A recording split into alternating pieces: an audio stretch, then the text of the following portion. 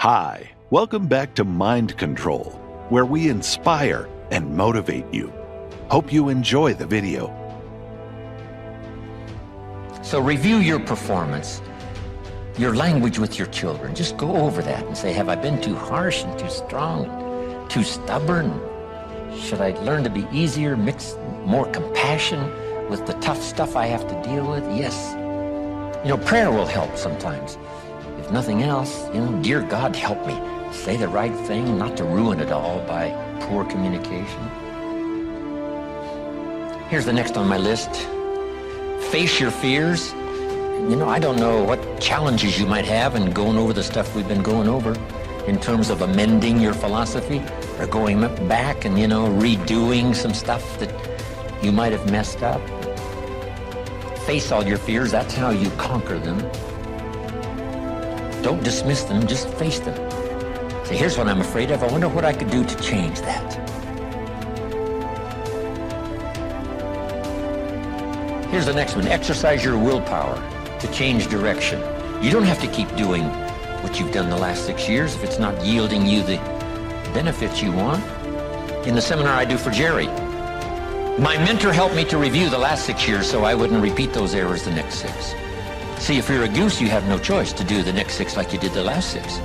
But if you're not a goose, here's what you can do. Pick a new destination and start going that way. You say, well, I've done this for the last 2 years. I'll probably have to do it another 2. And the answer is no, not in a million years. Now, you can change one little degree at a time, or if you want to, you can revolutionize the whole thing.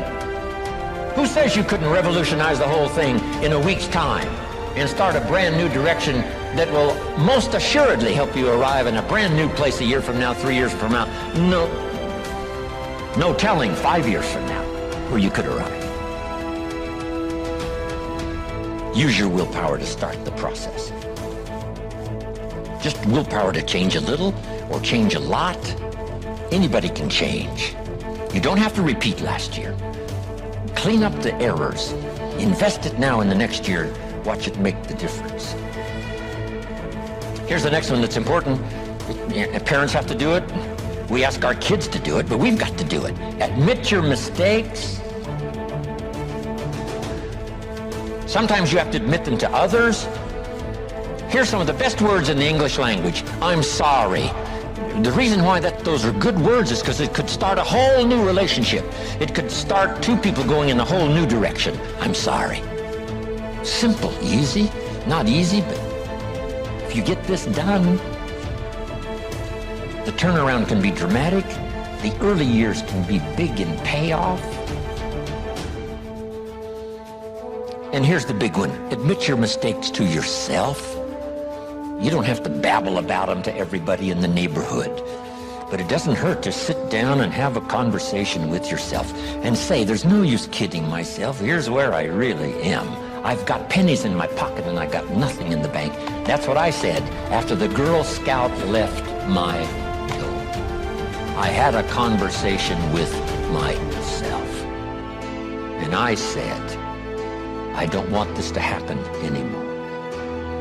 Next, refine your goals. I don't know what ambitions you've had up until now, but this weekend would be a good time to start the process. We're going to talk about our goals workshop before our session is over this weekend. Maybe that will help stimulate you to set some higher goals, reach for some higher purpose, go for something beyond what you thought you could do. By the time this weekend's over, you might double, triple, quadruple the amount of goals, purpose, all the things you think you can accomplish. You could multiply that by 10 by the time we finish here on Sunday. Here's the next one. Believe in yourself. Yes, you got to believe in God, and you got to believe in the community, and you've got to believe in the possibilities. You've got to believe in the economy. You've got to believe that tomorrow can be better than today. But here's the big one. Believe in yourself. There isn't a skill you can't learn. There isn't a discipline you can't try. There isn't a class you couldn't take. There isn't a book you couldn't read. If it's written in some other language, you just get it translated and read it. Here's the next one. Ask for wisdom. This is communication of the highest source. Ask for wisdom. Ask for wisdom that creates answers. Ask for the wisdom that creates faith to believe things are possible. In King Solomon's day, there was the dilemma of two mothers who claimed the same baby. And the question was, whose baby is this? This mother says, it's mine. The other mother says, no, it's mine. Solomon said, bring me the baby. They brought him the baby, and he raised the sword. He said, I'm going to cut this baby in half and give one half to this mother and one half to this mother. And as he raised his sword, sobbingly, the real mother said, no, no, no, don't cut the baby in half. Give it to her, who was not the real mother. Solomon says, now I know who's the real. See, that is so wise. And the moment was such drama.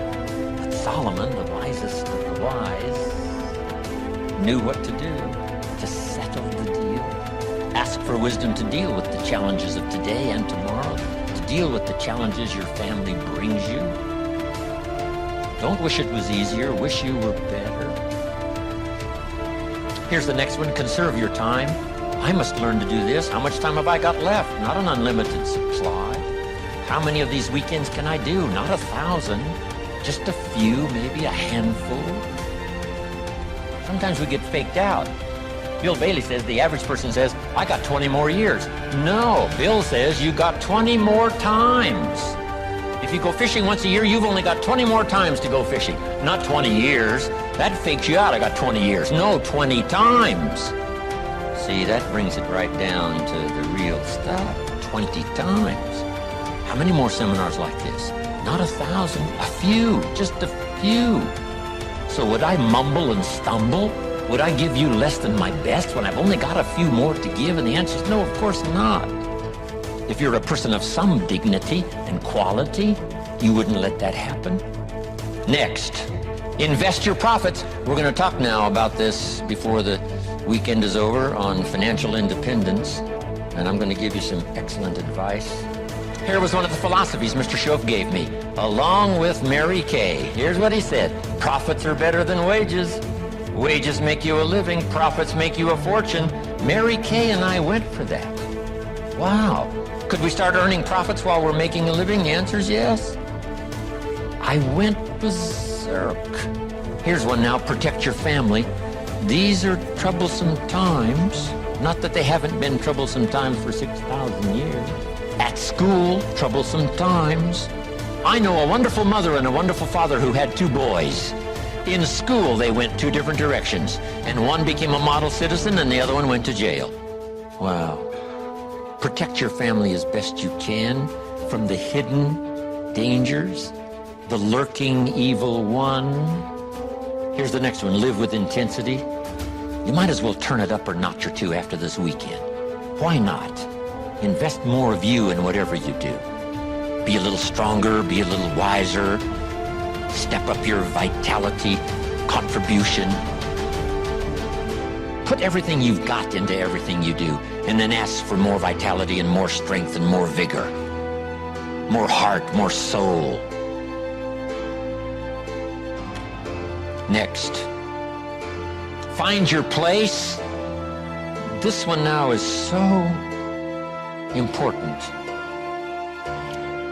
If you just work on a job, find the best place where you can serve well. And sure enough, they'll ask you to occupy a better place. And if you keep doing the job well, the guy says, well, if I had a better job, I'd really pour it on. But I got this lousy job, so I just goof off. See, that's the philosophy of disaster. So you've got a lousy job. Do the very best you can. That's your best way out. Is not to do less than you could, but to do the best you can. With that philosophy, your life can take great leaps forward. Here's a Bible phrase that says, if you work on your gifts, they will make room for you. They'll make a place for you. Here's the next one. Demand integrity from yourself. You can't demand integrity from someone else. Integrity is like loyalty. You can't demand it of someone else. You can only demand it of yourself. Be the best example of loyalty, and you'll get some loyal followers. Be the best example of integrity, and you'll have people surround you that have integrity. Lead the way. Next, welcome the disciplines. Can't give you much better advice than that, because disciplines create the reality. Disciplines build bridges, build cities. Disciplines, a well-disciplined activity creates abundance, creates uniqueness, productivity. We'd like to thank you so much for watching till the end. Don't forget to share your thoughts in the comments section. Please also like, subscribe, and share this video with your friends and families. Please watch our other motivational videos. Thank you again.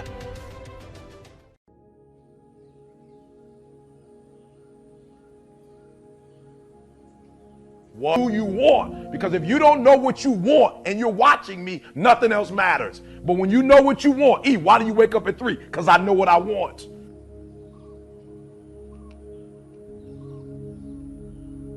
Look. Skill that I learned during those formative years of being a distributor, and that's communication. And it's communication in 3 parts. Here's those 3 parts. Number 1, training, showing somebody how the business works. You've had plenty of that already today. But here's the next one, which I'm trying to do a bit of as we finish here today. And that's called teaching. And I've just used 2 words just to separate the 2. Training, showing somebody how the business works. Teaching is showing somebody how life works. When I met my teacher, Mr. Schoaf, he said to me, Mr. Rohn, show me your current list of goals and let's go over them and talk about them. He said, I've been around a long time. I can probably give you some good advice. And I said to him, I don't have a list. He said, Mr. Rohn, if you don't have a current list of your goals, he said, I can guess your bank balance within a few $100s, which he did. And that got my attention. I said, you mean my bank balance would change if I had a list of goals? He said, drastically. I said, then I'm ready to learn how to set goals. He taught me, and it changed my life, how to set goals. So I'm asking you not only just to be a trainer, I'm asking you to be a teacher. Teach somebody leadership skills. Teach somebody communication skills. So we need life skills and business skills, and you can learn to do both, even if you're fairly new. Here's the most important on communication: learning to inspire, helping people see themselves better than they are, helping people see the future, helping people see not just with their eyes, but help them to see with their mind, insight. Seeing with your eyes we call sight. Seeing with your imagination we call insight. Helping people to see the vision of the future. That's what Mark brought us when he started the company.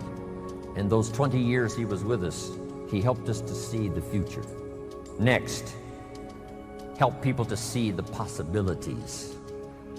Describe to them the potential, what's available, using testimonials. There's so many testimonials now. People that started with nothing. Sarah Alfaro started with a brochure, now has this huge organization, Mexico and US.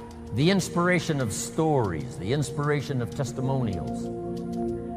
It inspired me to spend the rest of my life listening to the testimonials. You know, I've been around Herbalife now 23 years. I'm now looking forward to the next 23. And under personal development, learning the skills, here's what I learned building my own organization. Learn to work with the people who deserve it, not the people who need it. Because that's the way life works. Life doesn't respond to what we need. Life responds to what we deserve. It doesn't say if you need a harvest, you'll get one. It says, no, if you plant in the spring, you'll get a harvest in the fall. Reaping and harvesting belongs to the planters, not to those who need, but to those who plant. Then here's the next key. Show people how to deserve your time. Work with the people who deserve it, but show them how to deserve your time, your attention, your information. I think that identifies most people's lives. In other words, average becomes sort of like this slow asphyxiation. It's almost like an anesthetic. And that over time we become kind of immune and dulled to the average that we're becoming. I know this is true, at least for me. You probably experience it yourself too. And so over time we sort of minimize where we're at. In other words, I'm a little pudgy instead of being, no, you're a fat ass, right? You don't magnify the degree to which the pain ought to be affecting you. And so really what he means in that is, listen, you're going to get out of your life what you'll accept. That's really difficult for people, I think, to understand is, look, what you think you're worth and what you're going to tolerate is absolutely what you're going to bring into your life and what the outward part of your life is going to look like. And so I live by that. Like, I let myself sort of feel the pain and the difficulty of being not where I want to be in whatever that area is, whether it's my spirituality, my relationships, my money. I let myself feel that pain because, as you know, there's two motivators, right? There's the gaining of pleasure, right? Wanting to go get something, chasing the dream. But then there's the avoidance of pain. And for a lot of champions, that's a pretty big driving force for them. And so at least for me, I leverage both of those things on me to get myself to take action. Is important because there's no relationship between that and eroding your self-confidence. In other words, self-confidence is really self-trust. So the first thing is, the people I know that are really happy are very self-aware. In fact, the best entrepreneurs I know are very self-aware. They're aware of their shortcomings, right? They want to improve them. They want to get to the next version of themselves all the time. And so for me, self-confidence comes because I didn't have it. And I think anytime you meet somebody like yourself or myself who might now appear self-confident, it's because I really had to find tools and resources because I was so insecure and shy and introverted. So I had to find techniques and resources to build that up in me. And for me, it's very simple. It's the promises that I keep to myself. If I have a habit over and over of beginning to stack one on top of the other of keeping promises I make to me, not other people. In other words, the minute you begin to get external in your life, worrying about what other people think about you, right? You've lost all control. And it never fills you up. And people's admiration, people's gratitude towards you will never fill you up. It's your own. It's your own inside. And so for me, self-confidence comes from keeping the promises I make to myself. And the other part of it is being aware I'm doing it. In other words, most people don't give themselves enough credit all the time. They're very aware of these 20% things and not aware of the 80, right? And that's why the dosage is so important too. You've nailed it. It should be 80-20. Right? Because people get addicted to this. I'm not good at this. People don't like this about me. I don't feel good. Instead of focusing on the 80 and stacking it up. Wow, I did eat what I said I was going to today. I did get up when I said I was going to. I made the amount of phone calls. I treated people in such a way I promised myself. It's not just doing those things. It's rewarding it. It's being aware of it and stacking that up. When I work with athletes, the successful athletes I work with, when they're in a slump, it's never that they can't hit a ball anymore or make a shot or swing a golf club. They've lost their self-confidence. Somewhere along the way, they've lost the ability to focus on the things they are great at and stacking those promises they make to themselves. And the way I get them to break their slump is not correcting their swing or getting them positive.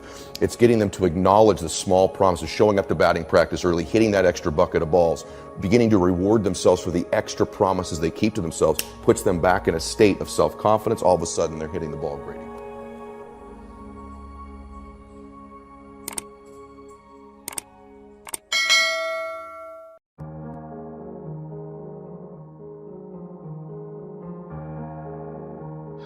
It is something I like to share some ideas and thoughts with you. I'm not asking that you believe anything that I say. I'm not asking that you agree with me.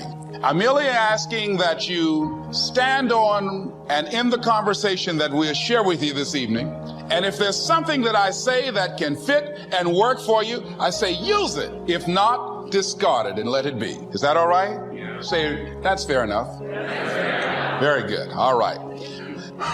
One of the things I have realized, and many of us have, that if you want something out of life, if you want to change yourself, if you want to acquire something, if there's some goal that you want to reach, that is really not easy as some people will make us feel. That living your dream, changing your behaviors, overcoming negative habits, it's challenging. It's hard. That living alone is just very difficult. And once we begin to come to grips with the fact that living is difficult, life is very challenging. I heard a song once by a guy named Dimples called, "If it ain't one thing, it's another." I say to you, if it ain't one thing, it's 12 others. Always something. You will never ever have a problem-free moment in life. Somebody said, and I like this, that you either in a problem or just left one or headed toward one.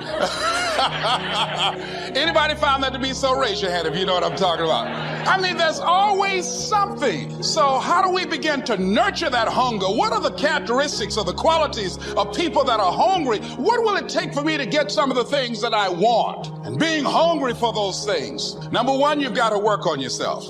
It's very important that you engage in an ongoing process to develop you. Spend more time on yourself than what you've been spending. It's very important. You owe that to yourself. I was reading a book by Og Mandino called The University of Success. Read one line gave me a chill. I didn't have to read anything else in the book. He said, many of us never realize our greatness because we become sidetracked by secondary activity. We spread ourselves too thin, don't know how to say no. And we find ourselves doing all kinds of things and never ever have time to do those things that we need to do to work on ourselves. And then there goes a second, there goes another second, there goes another second, and we can't stop and hold time. And before you know it, you wake up one day and you're behind on your dreams and your bills. So decide that you're going to take some time to work on you, that you deserve that from yourself, that your life deserves some prime time because you are creating your own production. As Michael Todd would say, you are the star of your show. You are the director. You're writing the script, and you will determine whether your life is a smash office hit or flop. You determine that. Working on yourself, talking to yourself. That's so very important. Overcoming the negative conversation, that inner dialogue that's going on all the time, even when you don't want it to be there. You can't stop yourself right now from thinking. You can't do it. It's going on. And so learning how to empower yourself, part of doing that is standing up to yourself. You've got to stand up inside yourself sometimes and say, shut up.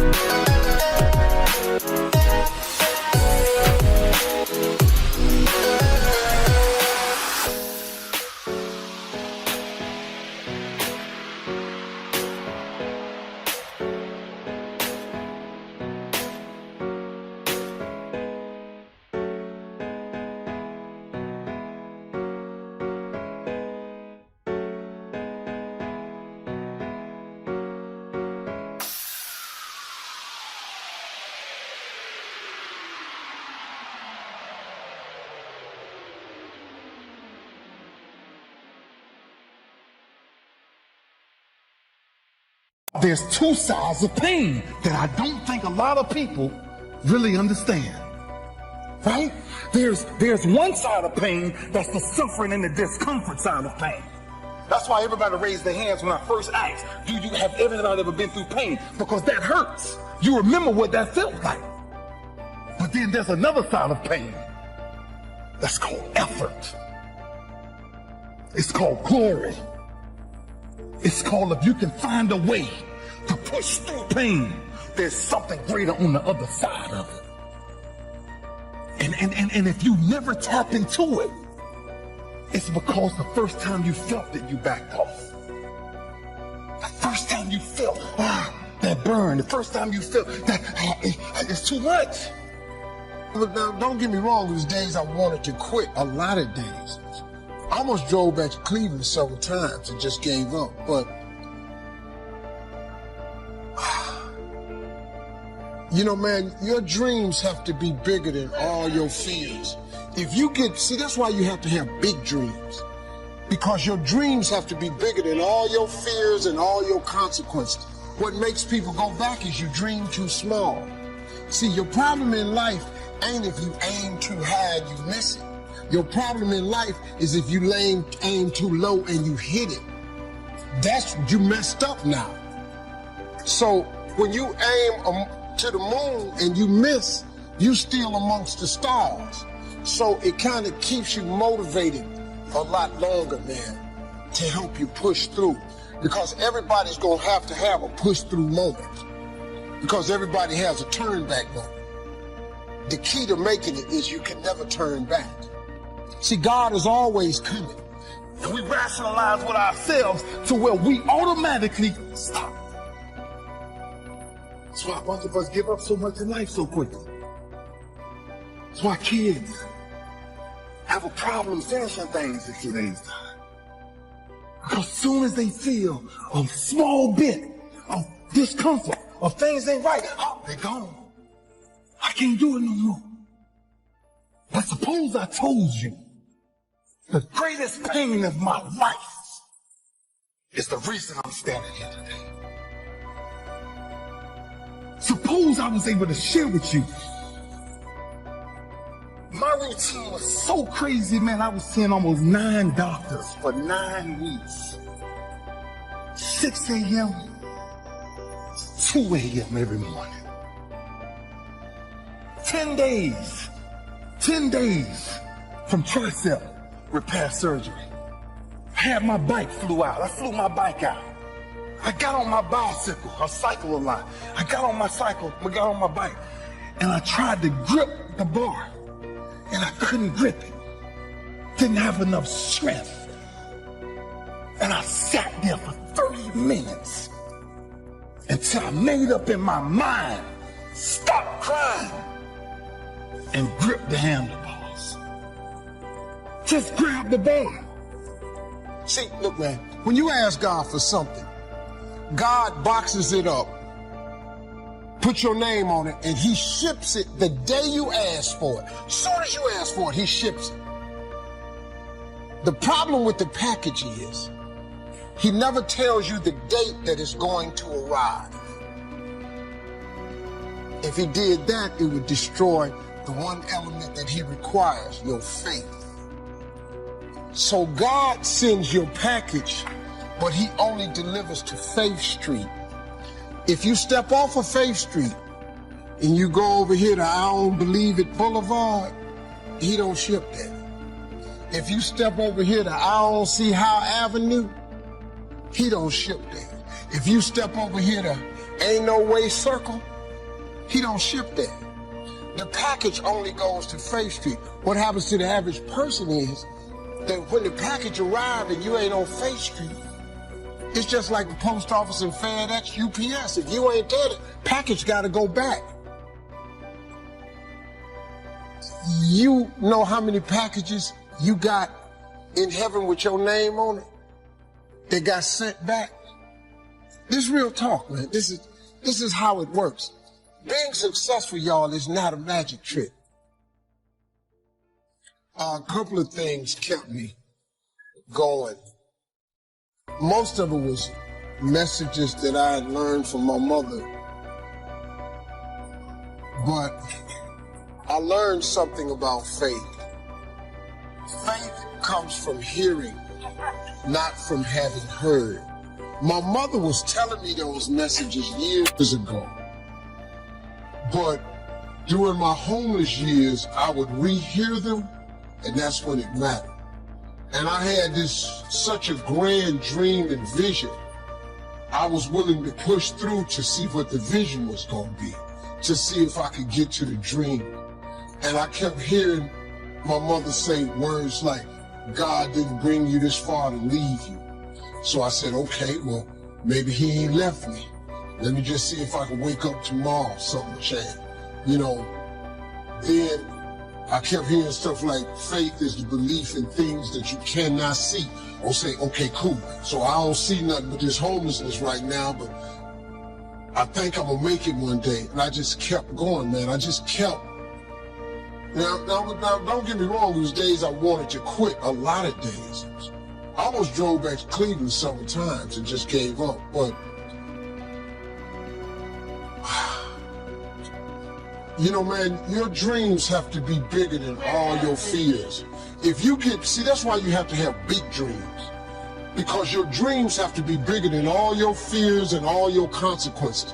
What makes people go back is you dream too small. See, your problem in life ain't if you aim too high and you miss it.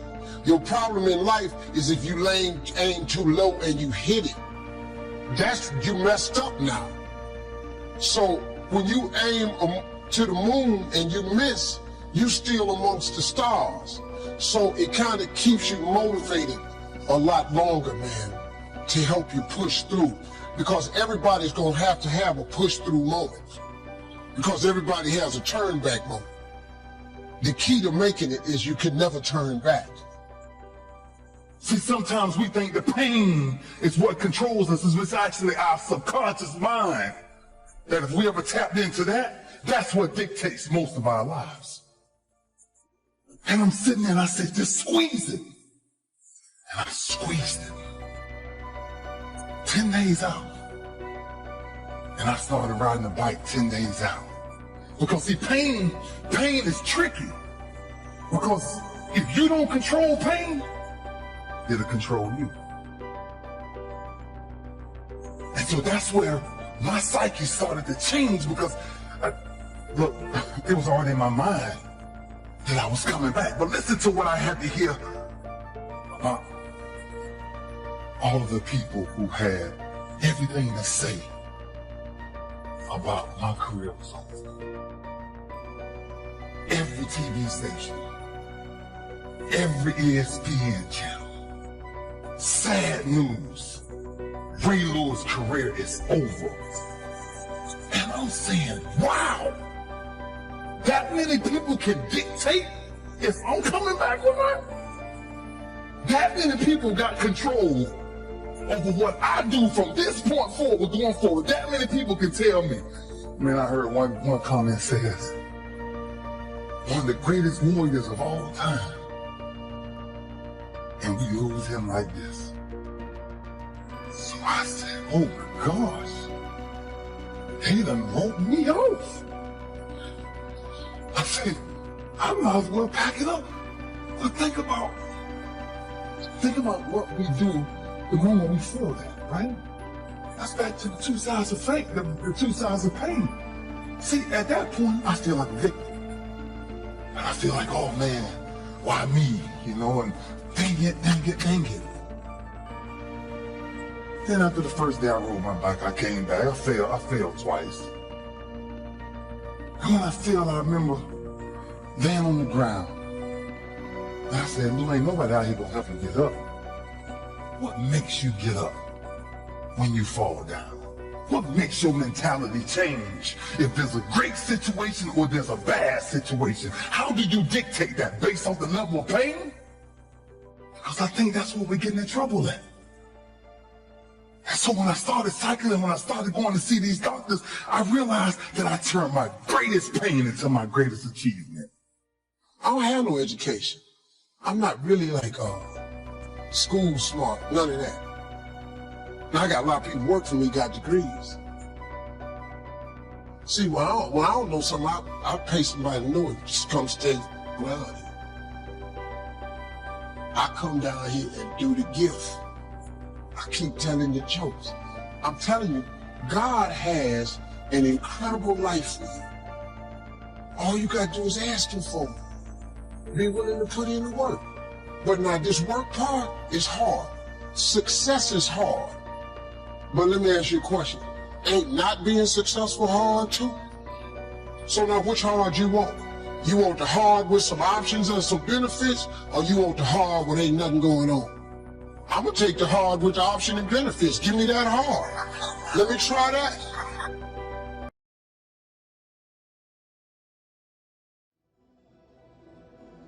Because it's not like you don't have a dream for your life. It's not like you don't have a desire. In fact, some of you, it's not that you don't even have faith in God. Your problem is every time you step out, you have yoked yourself up to people that you have no business being yoked up to, and your life is going in zigzags. Why is it I'm back here again, this time like I was last year? I should have overcome that. I should be further. I should be stronger. If you're not committed, you're not going to make it. Your first commitment is to God. The God who gave you life, who blew breath into you. Mama bought you shoes, daddy got you a bicycle. God gave you life. Put God first. Everything that I have is by the grace of God. Understand that. You owe him a level of commitment beyond all others. To commit means to put your body and soul into something. To offer your life as a sacrifice means that you're willing to make a bargain with fate. And the bargain is, I'm going to act as if I give it my all, then the best possible thing will happen because of that. And it has to be an act of faith, because how are you going to know? You can look at other people, but that isn't going to do it. It's a decision. That's the covenant, right? It's a decision about how to live in the world, because the evidence can't be there before you make the decision. You know what I thought to myself? I thought I would hate to live and die and never know what would happen if I ever committed myself to anything. Some people have never thrown their whole self at nothing. Not at school, not at work. Oh my God, you've had 1 foot in and 1 foot out of every dream all of your life, and you've never seen what you could be if you ever really connected and threw everything. And the question is, if you died today, what ideas, what dreams, what abilities, what talents, what gifts will die with you? There's no such thing as try. So most people like to use that language. They don't want to commit themselves, because commitment means, among many things, no excuse is acceptable. That's what it means. No excuse. That if you decided that you're going to do this, if it becomes hard, then do it hard. If it's difficult, so what? If it's inconvenient, so what? See, a lot of people made a commitment to come here tonight, but they looked outside and said, it's raining.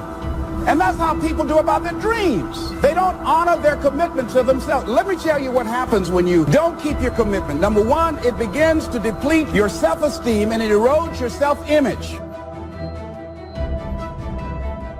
But you've never been the person that you could be, because the could be is locked up behind commitment, and until you're committed, you'll never get the could be.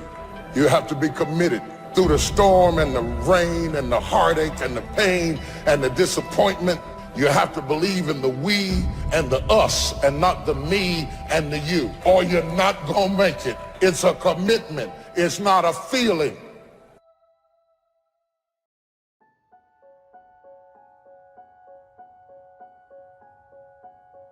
What do you do when you tried and failed and you want to quit and you want to give up? Because trying again means hurting again, means risking again, means believing again, means hoping again. Sometimes you can be blessed and be unhappy, because even though things are going right, they're not going according to what you had believed and expected, and you know that something is missing out of your life. What do you do when something is missing out of your life and the things that replaced it do not compensate for what you lost? I've always been told how average I can be. Always been criticized about being average. But I want to tell you something. I stand here before you, not listening to those words, but telling myself every single day to shoot for the stars, to be the best that I can be. Good enough isn't good enough if it can be better, and better isn't good enough if it can be best. Turn your wounds into wisdom. You will be wounded many times in your life. You'll make mistakes. Some people will call them failures. But I have learned that failure is really God's way of saying, excuse me, you're moving in the wrong direction.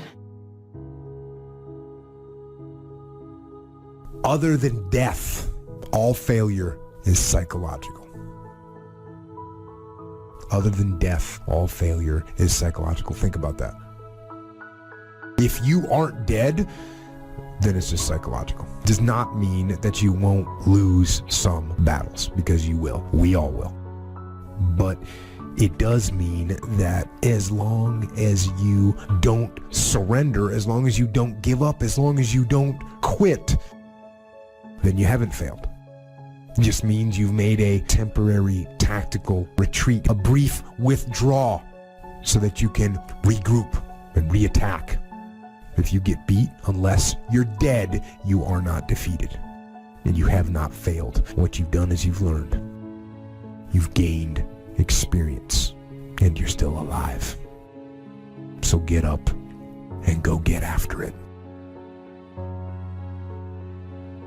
We all live in this bubble. What you got to do to get the life that God wants you to have, you got to put more air in your bubble. You got to blow your bubble up. Expand yourself. Take yourself out your comfort zone. Put some more air in your bubble. If you stay in your comfort zone, that's where you will fail. You will fail in your comfort zone. Success is not a comfortable procedure. It is a very uncomfortable thing to attempt. So you got to get comfortable being uncomfortable if you ever want to be successful. People say you have to have a lot of passion for what you're doing, and it's totally true. And the reason is because it's so hard that if you don't, any rational person would give up. It's really hard, and you have to do it over a sustained period of time. So if you don't love it, if you're not having fun doing it, you don't really love it, you're going to give up. And that's what happens to most people, actually. If you really look at the ones that ended up, being successful, unquote, in the eyes of society, and the ones that didn't, oftentimes it's the ones that are successful loved what they did so they could persevere, when it got really tough. And the ones that didn't love it quit. So it's a lot of hard work, and it's a lot of worrying constantly. If you don't love it, you're going to fail. So you got to love it, you got to have passion. If you think ordinary's cool, ain't no problem. It's some really wonderful ordinary people. But if you are sitting in this room and you have extraordinary aspirations, then you're going to have to do extra. You put extra on top of ordinary and you come up with extraordinary. It's no other way. But here's the fact. All of you have extraordinary capabilities. All of you. You have to decide if you are willing to do the things to put you in that category. Rich people don't sleep 8 hours a day. That's a third of your life. He who loves to sleep and the folding of hands, poverty will set upon you like a thief in the night. You don't have to live worried, focused on the problems, wondering why it happened. You know a secret. You have favor in the storm. You know what was meant for harm, he's turning to your advantage. Here's the key. The enemy wouldn't be fighting you if you weren't a threat. Oh, get ready. Favor is about to turn things around. Favor is about to catapult you to a new level. Favor is not going to keep you from the storm, but favor will bring you out of the storm. We don't understand everything that happens. Sometimes life is not fair, but you have to trust that God knows what he's doing. This thing called life. You just don't know what the next moment will bring. But here's what I do know, and I want you to know. You have comeback power. when something happens to you. Don't buy into what has happened to you. Buy into, I'm getting up out of here. I'm going to change this situation. This does not work for me, and I don't have the luxury of being depressed and angry. I need to clear my head. This is no time to do something stupid, like hurt yourself. No, no, no, no. So get serious about your goals, business goals, financial independence goals, family goals. I mean, there's so many things to work on this. But if you don't get busy and work on it, sure enough, the time will pass. And sure enough, 5 years from now, you'll wind up where you don't want to be, wearing what you don't want to wear, driving what you don't want to drive, being what you don't want to be. Now's the time to fix it. Your goals are affecting you, whatever they are. Your goals affect your attitude, personality. All day long, we're being affected by our goals. You got to clear your head so that the decision that you make represents the best in you. People who don't stop to clear their heads, they react. They don't respond. Be still and know that you're going to get through this. You're going to get through this. And you don't want to be radical. You don't want to be erratic. Just be still and know, I'm going to get through this. You got to assure yourself. You have to encourage yourself. You have to clear your mind. Your better future is a dream. Where do you want to go? What do you want to do? What do you want to be? What do you want to see? You've got to dream dreams. Without dreams and visions, people perish. You've got to have something to go for. Take the crumbs from starving soldiers, they won't die. Take the bread from hungry children, they won't cry. But without dreams, we all will die. You've got to dream. Don't lose your dreams. Becoming something unique on your journey here, don't lose your dream. That's long-range goals. You've got to have those. Because if you set up something short-range, go for it, get it, latch onto it, work hard, accomplish it. That starts building your strong feelings to go for your dreams. Economics plays a major role in everybody's life, which means it ought to be meticulously well planned for tomorrow. An area of life that matters clearly to all of us is time. And most people have very little mastery of this. I don't mean checking things off your list. I'm meaning squeezing out of your life what matters to you most. Your career, where is it now? Where are you financially compared to where you want to be? And especially with some of the changes that have happened in the economies around the world. And then finally, where are you in your level of sense of meaning, of contribution, and your sense of celebration in life? These are the areas that really matter most. Sit down and define what this looks like for you today. And invariably what we find out is almost everybody has some gaps. Gaps between where you are and where you want to be. And even if you've done incredibly well, I mean, I deal with some of the most successful people in the world, they're usually still happy in their life because they're hungry. They haven't lost that drive that says, look, what makes me feel alive is to know I'm growing. If my life's going to get better, I got to get better. I can't just hope it. And if my life is going to be rich emotionally, it's got to be expanding. And they know that. If you work your tail off at work to take care of your family and be the best at what you can do, your career's going really well. Isn't that the nature of human beings? To me, successful is getting to the point where you are absolutely comfortable with yourself. It does not matter how many things you have acquired. The ability to learn to say no and not to feel guilty about it, to me, is about the greatest success I have achieved. The fact that I have, in the public side, done whatever, it's all a part of a process for growing for me. But to me, to have the kind of internal strength and internal courage it takes to say, no, I will not let you treat me this way, is what success is all about. I will not be treated this way. I demand only the best for myself. We tend to focus on things we feel confident in, we know what to do in, and the other stuff we kind of hope it all comes together and try not to think about it too much, but it all affects us. You got to start with what it is you really, truly want now. You got to start with that end in mind. And then once you understand there is a gap between where you are and where you want to be, here's all we do. We believe that the most powerful way to change anything is total immersion.